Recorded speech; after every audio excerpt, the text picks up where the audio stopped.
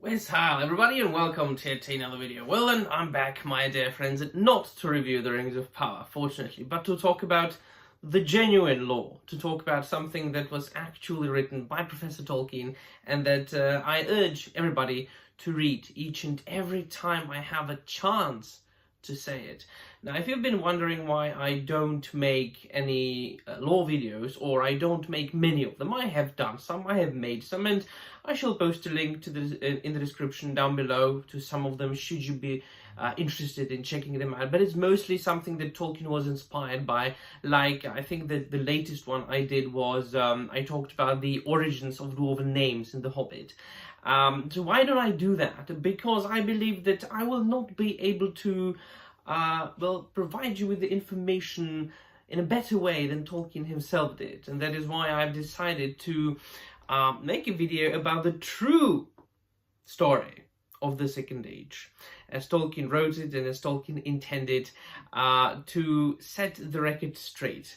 For those unfortunate souls that haven't been able to read the Silmarillion yet, even though Prime Video supposedly they don't have the rights for the Silmarillion, but if you read the Silmarillion and the Unfinished Tales and the appendices to the Lord of the Rings, you find out that they actually took bits and pieces, like names and place names, from those three sources and then built an entire goulash and mishmash of nonsense around it. So they're actually reaching into all these three sources but adapting none of them. So I've decided to read those the part of the Silmarillion, not very long, that deals with the Second Age, that deals with what they are supposedly adapting in that abhorrent shitshow called The Rings of Power, and prove to you that they're actually not doing a great job at all. I think I'm going to divide it into two parts. So I'm going to read a half of it, and then in a couple of days I'm going to do a second part. So we start, well, basically at around the time where the Rings of Power should start, whatever. Elsewhere in Middle-earth, there was peace for many years. And by the way, this deals with the Second Age of Middle-earth. Yet the lands were for the most part savage and desolate, save only where the people of Beleriand came. Many elves dwelled there indeed, as they had dwelt through the countless years, wandering free in the wide lands far from the sea. But they were Avari, to whom the deeds of Beleriand were but a rumour, and Valinor only a distant name. And in the south and in the further east men multiplied, and most of them turned to evil, for Sauron was at work. Seeing the desolation of the world, Sauron said in his heart that the Valar, having overthrown Morgoth, had again forgotten Middle-earth, and his pride grew apace.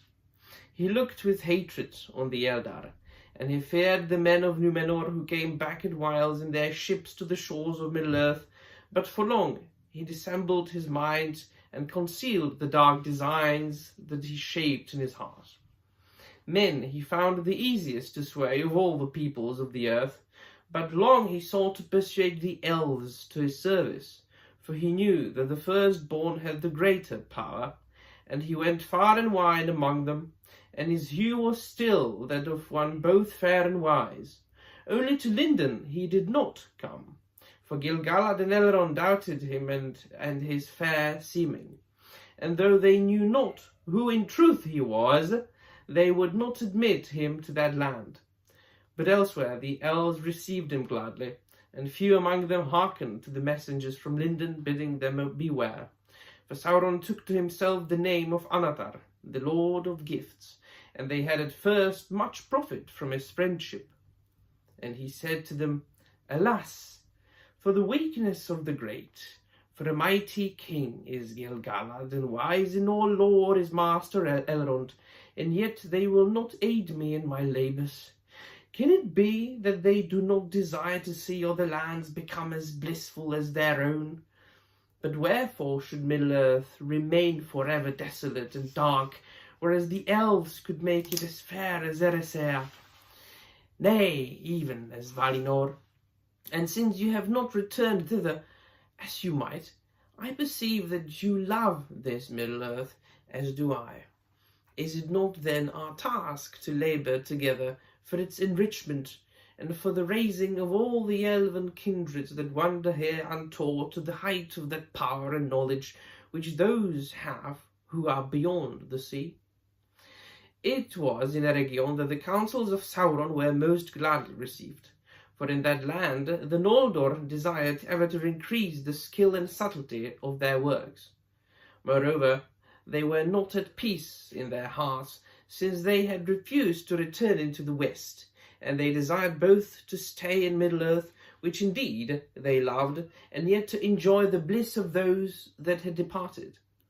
Therefore they hearkened to Sauron, and they learned of him many things, for his knowledge was great.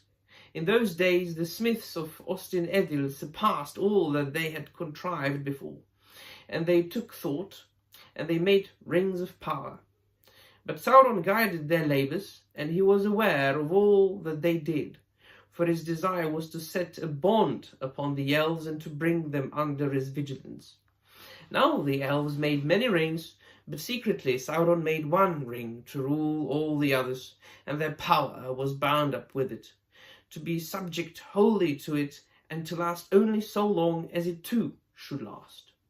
And much of the strength and will of Sauron passed into that one ring, for the power of the elven rings was very great, and that which should govern them must be a thing of surpassing potency. And Sauron forged it in the mountain of fire in the land of shadow, and while he wore the one ring he could perceive all the things that were done by means of the lesser rings, and he could see and govern the very thoughts of those that wore them. But the elves were not so lightly to be caught. As soon as Sauron set the one ring upon his finger, they were aware of him, and they knew him, and perceived that he would be master of them, and of all that they wrought. Then in anger and fear they took off their rings. But he, finding that he was betrayed, and that the elves were not deceived, was filled with wrath. And he came against them with open war, demanding that all the rings should be delivered to him, since the elven smiths could not have attained to their making without his law and counsel. But the elves fled from him, and the 3 of their rings they saved, and bore them away, and hid them. Now these were the 3 that had last been made, and they possessed the greatest powers, Narya, Nenya, and Vilya. They were named the rings of fire, and of water, and of air, set with ruby, and adamant, and sapphire. And of all the elven rings, Sauron most desired to possess them, for those who had them in their keeping could ward off decays of time and postpone the weariness of the world. But Sauron could not discover them, for they were given into the hands of the wise, who concealed them and never again used them openly while Sauron kept the ruling ring. Therefore the 3 remained unsullied, for they were forged by Celebrimbor alone, and the hand of Sauron had never touched them. Yet they also were subject to the one. From that time war never ceased between Sauron and the elves, and Eregion was laid waste, and Celebrimbor slain, and the doors of Moria were shut.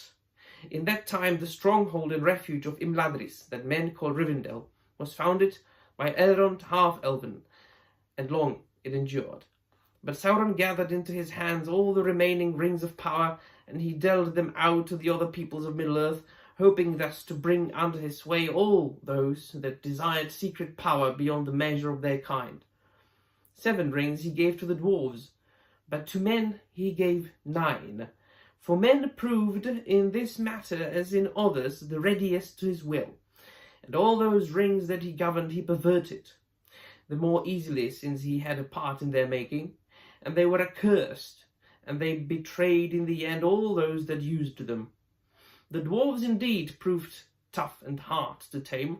They ill endure the domination of others, and the thoughts of their hearts are hard to fathom, nor can they be turned to shadows. They use their rings only for the getting of wealth, but wrath and an overmastering greed of gold were kindled in their hearts, of which evil enough after came to the profit of Sauron. It is said that the foundation of each of the 7 hordes of the dwarf kings of old was a golden ring, But all those hoards long ago were plundered, and the dragons devoured them. And of the 7 rings, some were consumed in fire, and some Sauron recovered. Men proved easier to ensnare. Those who used the 9 rings became mighty in their day, kings, sorcerers, and warriors of old. And so, this is the ending of part 1, my dear friends, and I shall continue in part 2. I shall continue reading the Silmarillion, and then I think that in upcoming videos we shall get into the unfinished tales and to the appendices of the Lord of the Rings. So far, let me know in the comments down below what you think, and that'll be all. Thank you very much for watching, and I'm out of here.